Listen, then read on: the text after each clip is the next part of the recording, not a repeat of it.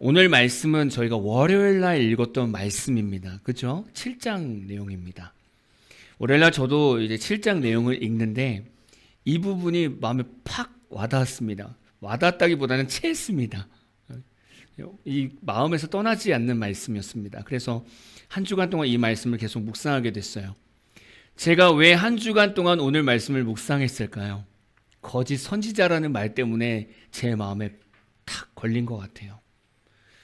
왜냐하면 거짓 선지자라는 것은 거짓된 목회자, 거짓된 성도를 표현하고 있기 때문입니다.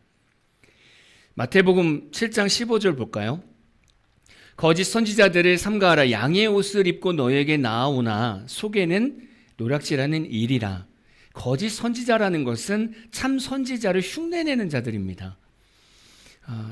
이들을 목회자나 성도들이 잘 분별하지 못하는 이유가 있습니다. 왜냐하면 양의 옷을 입고 나타나기 때문에 그래요.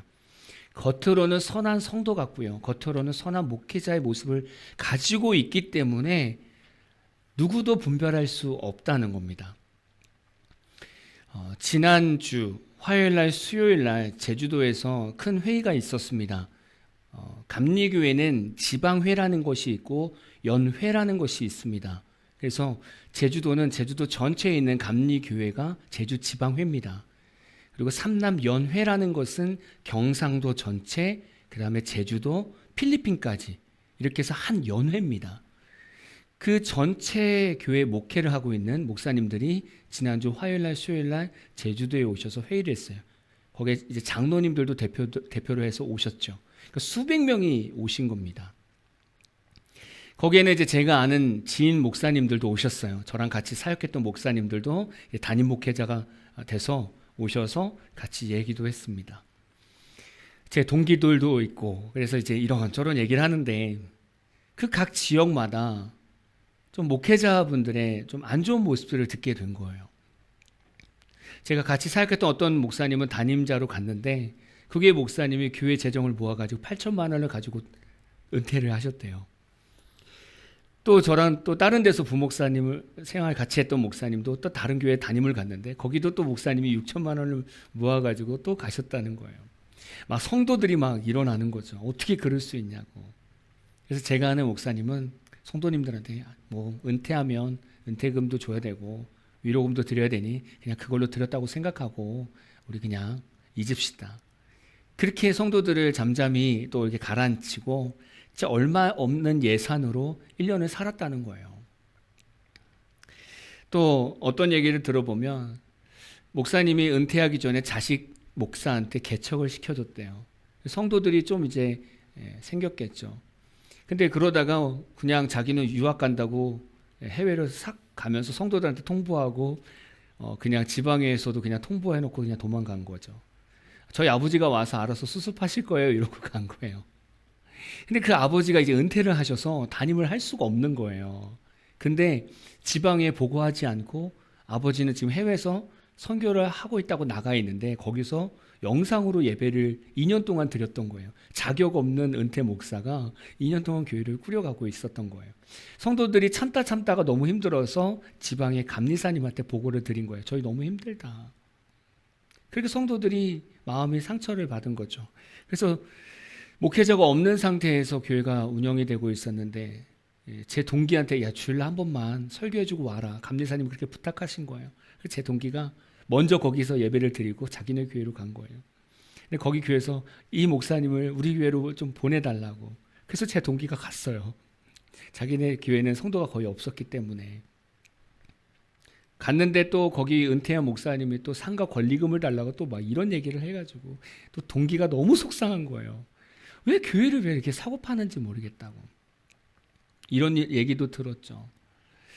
너무 속상한 얘기를 사실 너무 많이 들었어요. 제가 하필이면 이번 주에 거짓 선지자라는 이 말씀을 계속 묵상하고 있는데 이런 일들이 막 주변에서 막 들려오니까 너무 속상한 거예요. 그러면서 제 자신을 좀 돌아보게 됐어요. 나는 이 상황이 되면 나는 괜찮을까? 라는 생각을 하게 됐어요. 뭐 그분들을 판단하는 게 아니라 판단하기 전에 저를 더 돌아보게 된 것 같아요. 오늘 본문에서 말하는 거짓 선지자들은 어떻게 행하고 있습니까? 마태복음 7장 22절 볼까요?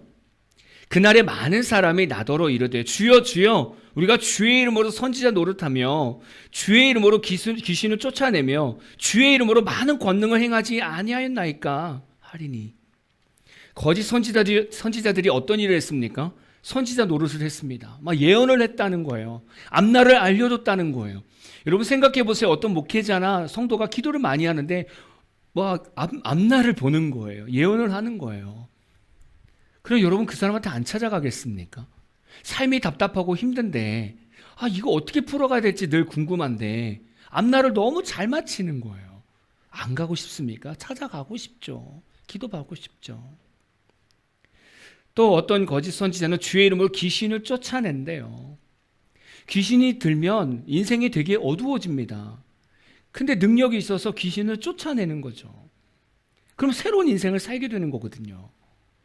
그럼 그 사람을 쫓아가지 않겠냐 이거죠. 자기도 기도받고 싶겠죠. 왜냐면 어두운 인생이 있으니까. 또 어떤 거짓 선지자는요, 주의 이름으로 많은 권능을 행한대요. 아니 어떤 사람이 손을 얹고 기도하는데 막 병이 낫는 거예요. 다리가 막 짝짝이었는데 기도하니까 다리가 막 길어지고요. 막 눈이 안 보였는데 기도받으니까 막 눈이 열리는 거예요. 그러면 거기 사람이 안 몰리겠냐고요? 몰리죠. 몰리죠, 당연히. 근데 예수님께서 이들을 뭐라고 하시냐면, 문제는 뭐냐면 주의 이름으로, 예수님의 이름으로 너희들이 그렇게 사역했는데 결국에는 내가 드러난 것이 아니라 너희가 드러나지 않았느냐라는 거죠. 그게 거짓 선지자라는 겁니다. 예수님의 이름으로 얼마든지 목회할 수 있어요. 예수님의 이름으로 얼마든지 전도할 수 있어요. 예수님의 이름으로 얼마든지 기도할 수 있고요. 예수님의 이름으로 얼마든지 설교할 수 있어요. 그런데 결국 예수의 이름을 이렇게 드러내지만 결국 예수님이 드러나지 않고 목회자가 드러난다고 한다면 그것은 거짓 선지자가 될 수 있다는 거예요. 그렇다면 우리가 이런 거짓 선지자들을 어떻게 알 수 있을까요? 어떻게 분별합니까? 마태복음 7장 16절부터 18절 말씀 볼까요? 그들의 열매로 그들을 알지니 가시나무에서 포도를 또는 엉겅퀴에서 무화과를 따겠느냐. 이와 같이 좋은 나무마다 아름다운 열매를 맺고 못된 나무가 나쁜 열매를 맺나니 좋은 나무가 나쁜 열매를 맺을 수 없고 못된 나무가 아름다운 열매를 맺을 수 없느니라. 거짓 목회자, 거짓 성도, 우리가 어떻게 알 수 있냐고요? 결국 알 수 있는 것은 그의 인생의 열매를 보면 알 수 있다는 거예요. 온전히 예수 믿으면 그의 삶에 온전히 예수 그리스도의 열매가 맺힌다는 거예요. 근데 잘 보세요. 인생의 열매를 보고 알 수 있대요. 근데 여러분 지금까지 인생 살아보셨잖아요. 인생의 열매가 바로 맺어집니까? 아니라는 거예요. 시간이 길다는 거예요. 거짓 선지자들을 분별하는 것이 오랜 시간 걸린다는 거예요. 거짓 선지자들이 교회에서 목회자로, 성도로 생활하면서 거짓 선지자 때문에 목회자 마음이 다 상하고 성도들 마음이 다 상하고 다 무너지고 나서 그때 비로소 한참 시간이 지나서야 그때 아는 거예요. 저 사람은 거짓 목회자였구나. 근데 이미 그 순간에 보면 성도들이 다 마음이 다 무너져 있고 목회자들 다 마음이 상해서 교회가 다 갈기갈기 찢어져 있는 거예요. 저는 이게 참 어려운 거라고 생각합니다. 제가 이번 주 한 주 동안 거짓 선지자에 대해서 말씀 묵상했다고 했잖아요. 제가 목회를 하면서 두려운 게 있습니다. 성도는 목회자의 신앙을 닮아가요. 목회자가요, 세상 가치관에 빠져 있으면 성도는 똑같이 세상 가치관에 빠질 수밖에 없어요. 목회자가 명품이라든가 외적인 부분에 욕심을 가지면 성도들도 그렇게 살 수밖에 없어요. 목회자가 돈과 명예를 쫓아다니면요, 성도들도 똑같습니다. 돈과 명예를 쫓아다닙니다. 목회자가 예수만 쫓아다니면 성도도 예수만 쫓아다닙니다. 양은요, 그냥 목자의 음성을 쫓아다니는 존재예요. 그러니까 목회자가 자기의 양식을 위해서 쫓아다니면 양들은 먹을 게 없다는 거예요. 목회자가 자기 쉬려고 편안하게 목회하면요, 양들은 그냥 뜨거운 이 세상의 풍파 속에서 그냥 서서 그냥 굶주려 죽는 거예요.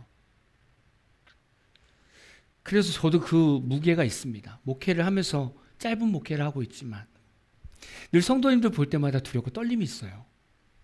내가 우리 성도님들을 천국으로 잘 인도할 수 있을까? 이런 어떤 무거운 근심이 있습니다. 당연히 하나님 앞에서도 늘 두렵고 떨리는 마음이 있어요. 이번 주는 더 많았던 것 같아요. 거짓 선지자라는 이 말씀을 묵상하면서 제 마음에 훨씬 더 이 부담감이 있었던 것 같아요. 저는 여러분들에게 기도 부탁을 하고 싶어요.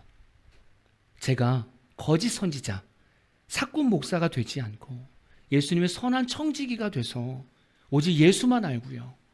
오직 천국만 알고요.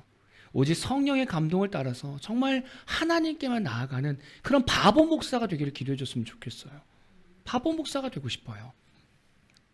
또 부탁드리고 싶은 게 있어요.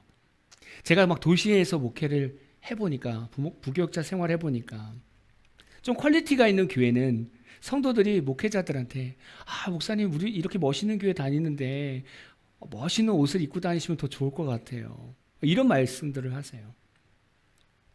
자꾸 이런 얘기를 하면 목회자들은 자꾸 외모를 신경 쓸 수밖에 없어요. 언젠가는 우리 교회도 부흥이 될 수 있고 거기에는 생활 수준이 높은 성도들이 있을 수도 있겠죠. 저는 우리 성도님들이 저한테 이렇게 외모적으로 얘기 안 해주셨으면 좋겠어요. 목사님 우리 부흥했잖아요. 우리 재정 많잖아요. 우리 성도들도 얼마든지 섬길 수 있어요. 이제 저희가 복 받았어요. 제가 명품 옷 사드릴게요. 안 사주셔도 돼요. 그냥 중간만 가게 해주세요. 혹시 여러분들이 이제 복 받아서 섬길 수 있는 수준이 된다면, 저의 삶을 조금 돌아보신다면 너무 좋은 거 안 해주셔도 돼요. 그냥 아주 그냥 평범한 거. 어떤 분들 그래요. 피부 관리 받으셔야 되는 거 아니에요? 이런 말씀도 하세요. 근데 그래요. 목회자들이 자꾸 이런 말 들으면 이제 어느 순간 자꾸 외적으로 신경 쓰게 된다는 거예요. 제가 스스로 어쨌든 여러분들 볼 때도, 여러분 지인들이 볼 때도 제가 불편하지 않을 정도는 옷을 입겠습니다. 그 정도만 입고 다닐게요.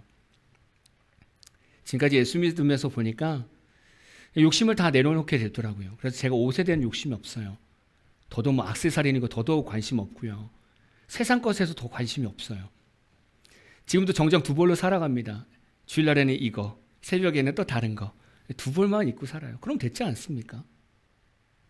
사복도 똑같습니다. 일반 옷도 비슷해요. 아마 저 만나보신 분들 알 거예요. 비슷하게 입고 오잖아요. 제 교복입니다. 근데 제가 멋있게 명품 옷을 입는다고 해서 제가 명품 목사는 아니잖아요. 그죠? 후줄근하게 입어도 제 삶이 예수 앞에 나아가 있으면 그게 선한 목자로 나아가는 거잖아요. 그래서 성도님들 좀 그렇게 봐주셨으면 좋겠어요. 제가 불편하지 않을 정도는 입고 다니겠습니다. 네, 그러니까 우리 성도님들도 저희한테 혹시 이렇게 부응하고 혹시라도 그렇게 하셔도 저희의 외적인 부분을 보지 마시고 내면을 더 봐주셨으면 좋겠어요. 우리가 오늘 말씀을 통해서 어떤 사람이 되어야 됩니까? 바로 좋은 나무가 되어야 됩니다. 참된 그리스도인이 되라는 거예요. 좋은 목회자, 좋은 성도가 되라는 거예요. 여러분은 아시는 바와 같이 우리는 좋은 나무가 아니에요.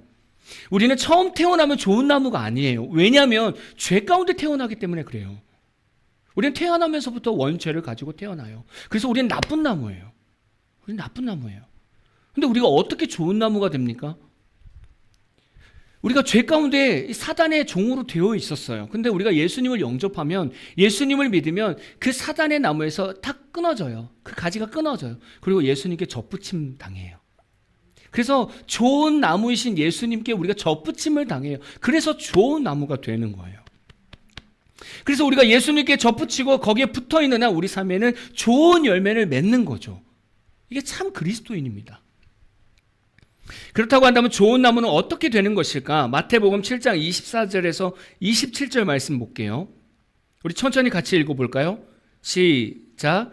그러므로 누구든지 나의 이 말을 듣고 행하는 자는 그 집을 반석 위에 지은 지혜로운 사람 같으리니 비가 내리고 창수가 나고 바람이 불어 그 집에 부딪히되 무너지지 아니하나니 이는 주출의 반석 위에 놓은 까닭이요 나의 이 말을 듣고 행하지 아니하는 자는 그 집을 모래 위에 지은 어리석은 사람 같으리니 비가 내리고 창수가 나고 바람이 불어 그 집에 부딪힘에 무너져 그 무너짐이 심하니라. 아멘이죠. 좋은 나무의 목회자 성도라는 것은 여기에 되게 중요한 부분이 있습니다. 나의 이 말을 듣고 행하는 자라는 거예요. 여기서 이 말은 마태복음 5장부터 7장까지 예수님의 말씀 전체를 얘기합니다. 마태복음 5장부터 7장까지의 그 예수님의 말씀을 다 듣고 행하는 자가 좋은 나무라는 거예요. 지혜로운 사람이라는 거예요. 참 그리스도인이라는 거예요. 진짜 선한 목자라는 거예요. 그래서 오늘 말씀은 조금 길 수도 있지만 마태복음 5장부터 7장까지 소주제들을 잠깐 다루려고 합니다. 이 말씀들을 우리가 다 지켜야 천국 가는 성도라는 거예요. 천국 가는 목회자라는 거예요. 한번 점검해 봤으면 좋겠어요. 마태복음 5장에서 예수님의 말씀 있는데 되게 중요한 말씀이 있습니다. 팔복의 말씀이에요. 8가지 다 다루지 않습니다. 팔복의 근본적인 핵심 가치가 뭘까요? 핵심 가치. 세상의 성공 기준, 곧 부와 힘과 명예가 아니라 겸손과 자비와 의로움과 평화 그리고 고난 중에도 하나님을 신뢰하는 삶이 복되다고 선언하는 거예요. 예수를 믿으며 삶의 가치가 바뀌어야 된다는 거예요. 예수 믿고 있는데 아직까지 세상의 기준의 성공으로 자꾸 달려간다면 예수 믿는 게 아니라는 거예요. 예수를 믿는다면 세상의 가치관을 사는 것이 아니라 예수님처럼 겸손하게 예수님을 드러내면서 살라는 겁니다. 제가 이번에 그 회의를 참석하면서 어떤 목회자한테 이런 얘기를 들었어요.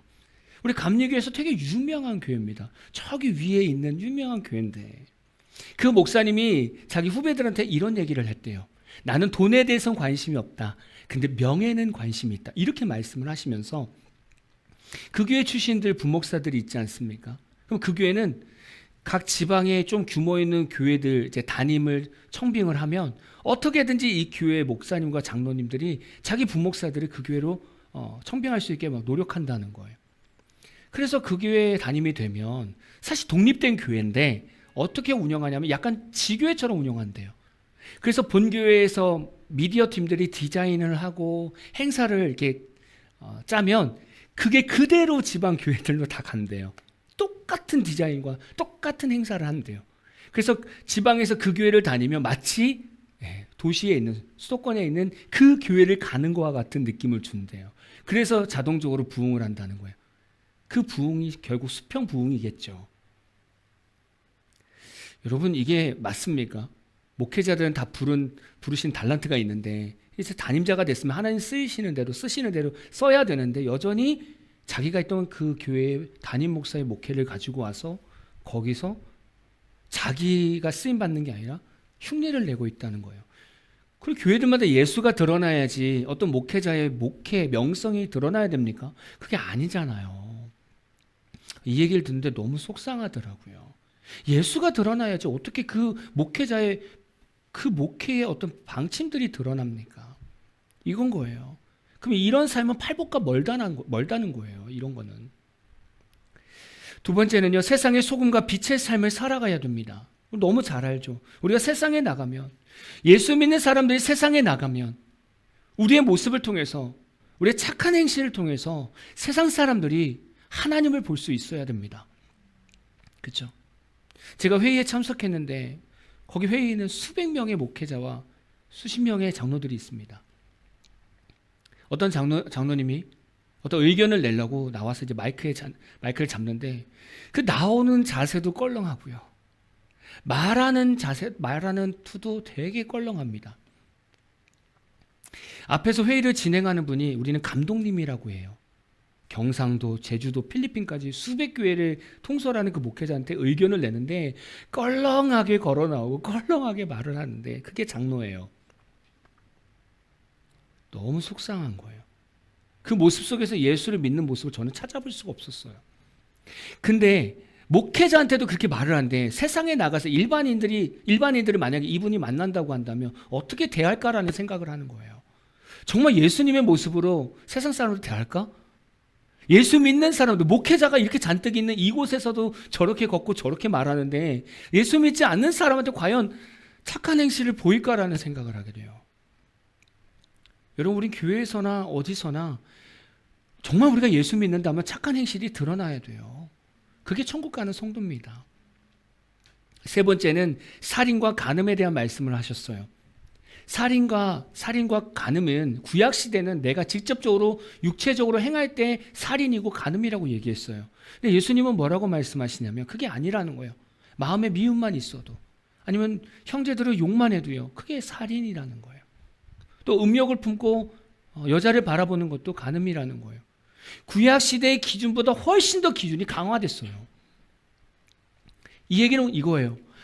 말로만 겉으로만 예수 믿지 말라는 거예요. 속이 깨끗해야 된다는 거예요. 속을 더 거룩하게 채우라는 거예요. 아니 말과 행동이 점잖으면 뭐합니까? 그 속에 온통 그냥 살인적인 마음과 간음적인 마음이 가득 차면 아무 소용없다는 거예요. 네 번째는 원수를 사랑하라는 말입니다. 저는요, 원수를 사랑할 수 있는가 없는가에 따라서 우리가 천국을 갈 수 있는가 없는가 기준이 될 수 있다고 봐요.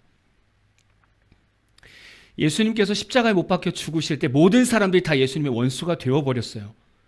많은 사람들이 예수님을 십자가에 못 박으러 막 외쳤단 말이죠.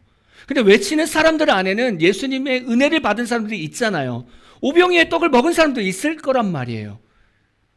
근데 그들이 다 예수님 다 등지고 예수님을 십자가에 못 박았단 말이에요. 근데 예수님께서 부활하시고 나서 어떻게 하셨어요? 예수님의 십자가 은혜가 유대인들에게 완전한 사랑으로 다가갔단 말이에요. 그렇게 예수님을 못 박으라고 했던 그 유대인들한테 예수님은 자기를 믿는 자에게 다 구원을 베풀었단 말이에요. 완전한 사랑으로. 그 예수님이 우리의 삶에 있다고요. 그러니까 우리가 용서 못할 사람이 없다는 거예요. 내가 용서를 하는 것이 아니라 내 안에 계신 예수님이 먼저 용서하셨으니까. 그래서 내 마음에 미워하는 사람이 있으면 우리가 예수님 앞에 나가서 정말 몸부림쳐야 돼요. 제가 용서하겠습니다. 제가 이해하겠습니다라고 애써야 돼요. 6장에서 예수님의 말씀을 볼까요? 6장에 보면 은밀한 구제를 말씀하고 있습니다. 기독교 안에서 사랑의 실천으로 본다면, 실천의 일환으로 본다면 구제를 뽑을 거예요. 누군가를 도와주는 건 너무나 아름다운 일입니다. 그런데 우리의 구제가 과연 은밀할까라는 거죠. 드러내지 않는 것. 제가 해외 선교사님들 가끔 이렇게 얘기하면 이렇습니다. 너무 속상한 일이 있대요. 한국에 선교팀이 와가지고요, 준비해온 선교 물품들을 잔뜩 쌓아두고 이렇게 사진 찍는데요. 그러면 이 선교사님은 그래도 선교팀이 왔으니까 자기가 양육하는 예배드리는 아이들, 현지 아이들 불러가지고 같이 예배도 드리고 이것도 나누고 뭔가 같이 이렇게 인사하고 싶은데 와가지고 선물만 찍고 아이들이 냄새 난다고 그냥 목사님이 혼자서 예배 드리시래요. 그러고 다 간다는 거예요. 이런 성교가 너무 싫다는 거예요. 물론 교회에서 열심히 돈을 모으고 물품을 모아서 갔으니까 그럴 수는 있지만 너무나 드러내기식이잖아요. 또 우리 교회들이 주민센터에 쌀이라든가 라면 같은 거 도울 수 있어요. 근데 자꾸 앞에다 싸놓고 이렇게 사진 찍는단 말이죠. 그냥 다 치우고 한 박스만 찍으면 안 됩니까? 여러분 어떠세요? 만약에 우리 교회가 부흥을 해서 주민센터에 만약에 쌀을 1000포를 기증을 했습니다. 근데 다 옆에다 쌓아놓고 그냥 저하고 센터장님하고 해서 그냥 한 포 들고 이렇게 하면 안 됩니까? 되잖아요. 사실 저는 그 사진도 안 찍고 싶어요. 그게 주님의 마음이라는 거예요. 우리가 누군가를 도와주고 나서 나팔을 불며 이미 우리는 그 상을 다 받은 거예요. 우리가 누군가를 도와줬어요? 교회 성도들끼리 서로 도와줬습니까? 그러면 잊으세요. 여러분 소리로 사십시오. 소리는 잠깐 이렇게 소리가 났다가 사라지는 게 소리예요. 우리가 누군가를 도와줬습니까? 그러면 그냥 잊으세요. 저는 우리 교회가 그런 교회가 됐으면 좋겠어요. 앞으로 많은 사랑을 베풀 거예요. 주변에 많은 도움을 주고 성도들에게도 도움을 줄 건데 저도 얘기 안 하고 싶고요. 서로 얘기 안 했으면 좋겠고 그냥 은밀하게 도와줬으면 좋겠어요. 그게 사랑이잖아요. 왜냐하면 이걸 자꾸 들추면 자칫 잘못하면 도움을 받았던 성도들이 상처받아요. 자존심 상하기도 하잖아요. 그래서 교회를 떠날 수도 있어요. 그건 너무 최악이잖아요. 정말 우리는 소리 소문 없이 도와줬으면 좋겠어요. 만약에 어떤 성도한테 도와주고 싶다면 저를 셔틀로 쓰셔도 돼요.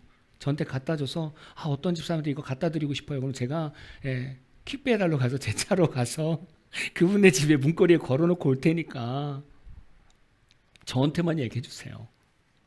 저희 교회는 그랬으면 좋겠어요. 두 번째는 기도의 참된 자세를 가르쳐주고 계세요. 바리새인들은요, 회당에 나가거나 큰 거리에 나가가지고 나 이렇게 기도 열심히 한다 그러면서 얼마나 열심히 기도하는지 몰라요. 그리고 막 길게 합니다. 중언부언하면서 길게 합니다. 영성이 좋은 것처럼 보이기 싶어서. 근데 예수님께서 말씀하세요. 진정한 기도는 골방에 들어가는 거라고. 우리 진짜 신앙생활이 뭔지 아십니까? 여러분 혼자 집에 있을 때, 차에서 혼자 있을 때, 하나님과 1대1로 있을 때, 이때 내 모습이 진짜 나의 모습이에요. 골방 기도가 그거예요. 다 정리하고 주님 앞에 나 혼자 서서 이것저것 판단받지 않고 주님 앞에 서서 기도하는 것. 이때 정말 진솔한 기도를 하지 않겠습니까? 우린 그런 기도를 해야 된다는 거예요. 제가요, 예전에 큰 교회에서 부목사 생활할 때 아주 이 기도 때문에 아주 힘들었던 적이 있습니다. 제가 있었던 교회 중에 한 교회는 목회자들이 양쪽에 갈라져서 앉아요. 그리고 가운데 성도들이 앉아요. 그럼 사이드에서 기도하면 성도들한테 들리잖아요. 필 받아가지고 크게 기도하면 성도들이 어느 날 만나서 목사님 너무 뜨겁다고 막 이렇게 얘기하고, 어느 날 기도를 막 크게 안 하면 뭔가 아무 얘기 없는 것 같고, 이게 막 제 안에서 막 있잖아요. 싸우는 거예요. 막 기도가 너무 부담되는 거예요. 그냥 성령께서 이끄신 대로 하고 싶은데 너무 신경 쓰는 거예요. 신경 쓰이는 거예요. 어느 순간 막 이걸 뛰어넘으려고 노력해서 모르겠다. 그래서 에버리지로 그냥 저만의 소리를 가지고 일정하게 기도하게 됐어요. 그러니까 속 편하더라고요. 근데 그럴 수 있다는 거예요. 그럴 수 있어요. 막 기도하다 보면 옆에 사람들이 신경 쓰일 수 있어요. 그걸로 판단받을 수 있으니까. 근데 진짜 은혜로운 기도는 내가 하나님 앞에 1대1 서서 있는 모습 그대로 기도하는 자세가 가장 아름다운 기도라는 거예요. 세 번째는 하늘에 쌓는 보화에 대한 말씀입니다. 하나님과 재물을 겸하여 섬길 수 없다. 이 말씀이에요. 이 땅에 재물을 가득 쌓아두면 어떨까요? 편안하게 천국에 갈 수 있겠습니까? 예를 들면 여러분 통장은 100억이 있는 거예요. 100억이. 상상만 해도 행복하죠? 자, 100억이 있는 거예요. 근데 갑자기 죽음을 맞이합니다. 그래서 침상에 누웠는데 죽은 듯 안 죽은 듯 지금 비몽사몽의 천사가 나타나서 자, 지금 천국 가도 되지? 이렇게 물어본 거예요. 그럼 여러분 기쁜 마음으로 네! 라고 대답하시겠습니까? 아니면 그 100억 통장이 기억나서 꼭 지금 가야 되나요? 이런 질문을 하시겠습니까? 여러분 어디에요? 솔직한 마음은 이왕이면 다는 못 써도 좀 반은 쓰고 가야 되지 않겠나? 뭐 이런 생각도 들지 않겠습니까? 예수님께서 뭐라고 말씀하시냐면 이 보화를 하늘에 쌓아두라는 거예요. 어떻게 하늘에 쌓아둡니까? 가난한 사람에게 나눠주고 선교 구제하면 하늘에 쌓는다는 거예요. 이렇게 한다는 얘기는 돈을 사랑하는 것이 아니라 하나님을 사랑하기 때문에 가난한 사람에게 나눠주는 거고 선교와 구제를 하는 겁니다. 이렇게 쌓아두라는 거예요. 네 번째는 염려하지 말라는 말씀입니다. 여러분 우리가 왜 염려해요? 왜? 아주 근본적인 이유입니다. 하나님을 믿지 않아서 염려하는 거예요. 지금 내 삶에 문제가 있는데 내가 믿는 하나님은 이 문제를 절대로 풀 수 없는 하나님이라고 인정하기 때문에 내가 염려하는 거예요. 그래서 걱정하는 거예요. 근데 예수님은 염려하지 말고 먼저 그의 나라와 그의 의를 구하래요. 우리 계속 이 말씀은 계속 나오고 있잖아요. 근데 이 말씀은 아무것도 하지 말고 교회 와서 전도하고 예배 드려라 이 말씀이 아니잖아요. 너희들이 세상에서 예수 믿으면서 살아가는 데 있어서 모든 일을 하나님의 영광을 위해서 하라는 거예요. 이 돈을 보면 난 뭐 하지? 하나님 영광이 있으면 뭘 하지? 이렇게 벌라는 거예요. 하나님께서 만드신 모습이 있는데 하나님의 뜻대로 쓰임받기 원합니다. 이 마음을 가지고 세상에서 일하라는 거예요. 그렇죠? 그래야 물질이 들어올 때 앞에처럼 하늘에 쌓을 거 아닙니까? 이제 7장으로 넘어갑니다. 7장에 예수님의 말씀 보니까 비판하지 말래요. 누군가를 비판한다는 것은 내가 낫다는 얘기잖아요. 내가 저 사람보다 좀 낫다라고 생각하니까 비판하는 거예요. 근데 예수님이 뭐라고 말씀하시냐면 야 비판하지 마라. 왜냐하면 네 삶에는 들보가 있다는 거예요. 더 큰 단점이 있다는 거예요. 참 우리는요 우리 자신은 너무 몰라요. 그리고 우리 자신한테 너무나 관대합니다. 너는 안 되는데 나는 돼. 너는 할 수 없는데 나는 해도 돼. 이게 내노란불이잖아요. 우리는 그런 모습들을 다 가지고 있어요. 그래서 비판하는 거예요. 그래서. 근데 예수님은 하지 말라는 거예요. 만약에 여러분 눈에 누군가를 비판해야 되는 상황이 벌어졌다면 그 상황을 여러분한테 한번 적용해 보시라고요. 나한테는 그러한 삶은 없는지, 나한테 이런 모습이 없는지 먼저 적용해 보시라고요. 분명히 내 모습 속에도 있을 거예요. 그러면 비판을 하지 마세요. 왜냐하면 그 비판을 하면 그 비판으로 또 내가 비판을 받게 돼요. 두 번째는 황금률의 말씀입니다. 절대적으로 우리가 꼭 지켜야 될 말씀이에요. 남에게 대접을 받고자 하는 대로 너희도 남을 대접하라. 이겁니다. 사람들은요, 남에게 대접받고 싶어 하지만 자신이 받고 싶은 대접의 수준만큼 다른 사람을 대접하지 않는다는 거예요. 이해되시죠? 만약에 누군가가 여러분에게 화장품 선물을 줬어요. 화장품 선물을 딱 줬는데 기분 좋은 마음으로 뜯었는데 유통기한이 몇 년이 지난 거예요. 자, 그걸 봤을 때 여러분 기분이 좋겠습니까? 아니면 나쁘겠습니까? 기분 상하죠. 왜냐면 못 쓰잖아요. 아, 뭐야, 이거 나한테 그냥 쓰레기 준 거야? 이렇게 생각할 수 있잖아요. 사실 어제 이 근처에 어떤 교회 성도님이 우리 성도님 나눠드리라고 화장품을 잔뜩 가져오신 거예요. 밖에 놔뒀더니 눈을 맞아가지고 그 박스가 다 뭉개졌다고 성도님들 나눠 쓰시라고 갖다 주신 거예요. 주름 개선 얼마나 필요합니까? 주름이 펴져야죠. 젊어지지 않아요? 그래서 신나는 마음으로 가지고 이제 사택에 올라가서 그 박스를 딱 봤어요. 진짜 많이 찌그러져 있더라고요. 그래서 다 뜯었어요. 유통기한이 잘 안 보였는데 밑에 딱 보니까 유통기한이 보였어요. 2022년까지였어요. 유통기한이 3년이 지난 거예요. 잔뜩 가져왔는데 그래서 집사람이랑 둘이 일일이 다 긁어가지고 씻어서 결국에는 분리수거를 했어요. 쓰레기를 한번 버린 거죠. 근데 속으로 그랬어요. 그냥 너무 감사하다. 그래도 이렇게 기억해 준 게 어디야.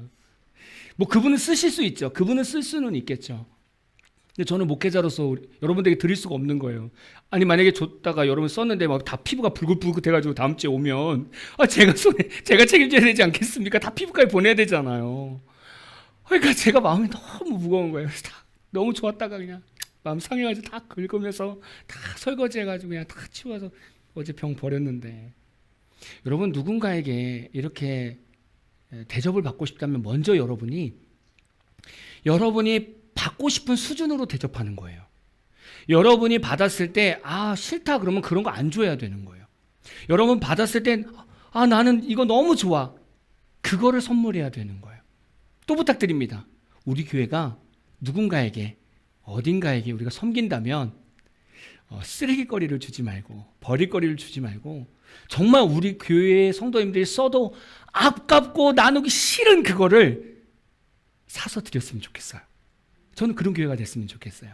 그리고 성도들끼리 나눌 때도 혹시 유통기한이 하나는 얼마 안 남았고 하나는 길게 남았어요. 자, 그러면 선물할 때 우리 성도들끼리 음식을 나눌 때 어떤 걸 나눠야 돼요? 네, 유통기한 짧은 거 주면 안 됩니다. 긴 거를 드려야 돼요. 짧은 거는 내가 가져야 됩니다. 네, 성도들끼리도. 네, 그래야 돼요.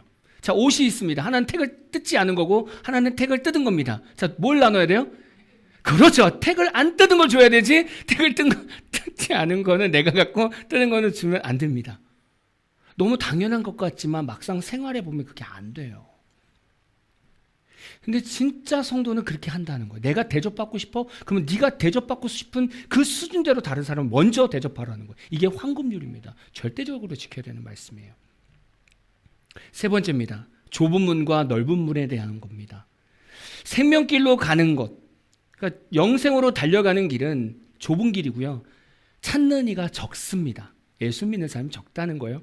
근데 멸망으로 가는 넓은 길은 정말 많은 사람이 찾아간다는 거예요. 예수님을 제대로 믿으면 인생이 참 어렵습니다. 네. 이해해 주는 사람도 별로 없고요. 삶도 녹록하지 않습니다. 인간관계도 어렵습니다. 이번에 그 회의가 있으면서 제 동기를 만났어요. 그래서 저희 교회에 데리고 와서 교회도 보여주고 대화하는데 그 동기가 그래요. 형님, 이런 정말 진솔한 목회 얘기를 나눌 수 있어서 너무 속 시원하다고. 이런 뭔가 좀 참된 목회자가 어떤 목회자인가, 이러한 대화를 나눌 수 있는 목회자가 참 많이 없었다고 이런 얘기를 해요. 좁은 길을 걸어가는 것은 너무나 힘든 겁니다. 이해해 준 사람이 별로 없어요. 근데 반대로 넓은 길, 넓은 문으로 가는 성도들은요, 신앙생활이 편합니다. 헌금 안 해도 되죠. 교회 봉사 안 해도 돼요. 사명 안 찾아도 돼요. 그냥 우리가 하고 싶은 거 해도 됩니다. 내 자존심 죽일 필요 없고요. 내 감정 죽일 필요 없어요. 그냥 내 마음 상하는 대로 교회에서 막 내질러도 됩니다. 막 목사님들 마음 상해서 막 피 철철 흘리고 그 말 듣고 성도들이 마음 상해서 막 교회 떠나도 나는 괜찮은 거예요.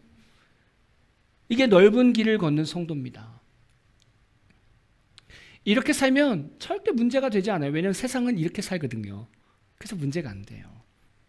사탄은 끊임없이 우리 귀에다가 계속 속삭여요. 괜찮아, 네가 하고 싶은 대로 살아. 그냥 네가 하고 싶은 대로 해. 예배 그냥 쉬엄쉬엄 드려. 그냥 네가 하고 싶은 거 다 해. 그렇게 속삭인단 말이에요. 근데 거짓된 성도들은요, 거짓된 목회자들은 다 그거 따라간다고요. 정말 좁은 길을 가고 있는 목회자와 성도는요, 교회 생활이 편하지 않습니다. 왜냐하면 나보다 다른 사람의 마음을 먼저 헤아리게 되거든요. 그리고 내가 먼저 섬기려고 하고 내가 먼저 용서하고 사랑하려고 하거든요. 그러다 보니까 자꾸 부딪히는 일들도 있어요. 그러면 자꾸 내 안에서 전쟁이 일어나는 거예요.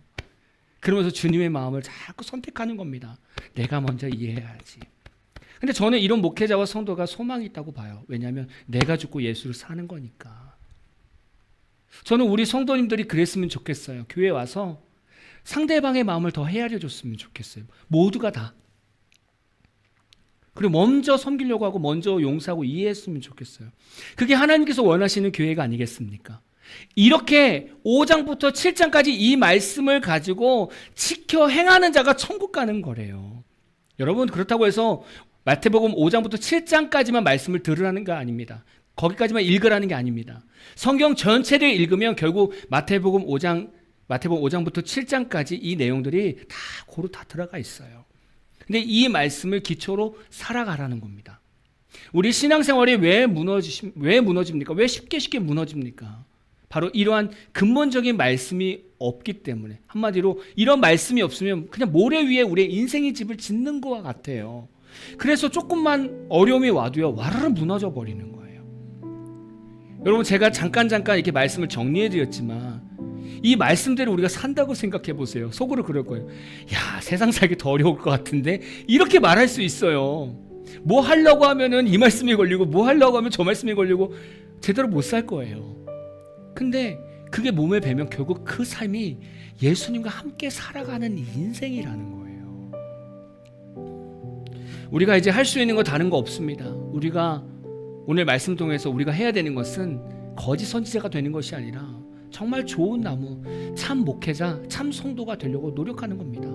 그런 건 다른 거 없습니다. 오늘 말씀처럼 마태복음 5장부터 7장까지 이 말씀들을 여러분 가셔서 다시 한번 읽어보세요.